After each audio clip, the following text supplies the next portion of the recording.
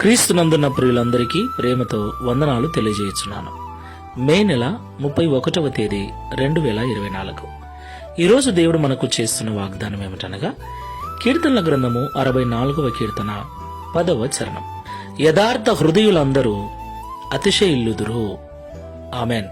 నా ప్రియమైన సహోదరి సహోదరులారా, అతిశయిల్లటము అంటే గౌరవించబడటం, కీర్తించబడటం. దేవునికి మహిమ కలుగునుగాక.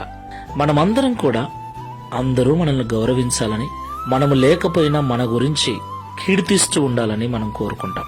అది మంచిదే. అయితే గౌరవం అన్నది, కీర్తి అన్నది మన దగ్గరున్న డబ్బును బట్టో, పదవిని బట్టో, ఉద్యోగాన్ని బట్టో వస్తుందని చాలా మంది అనుకుంటూ ఉంటారు.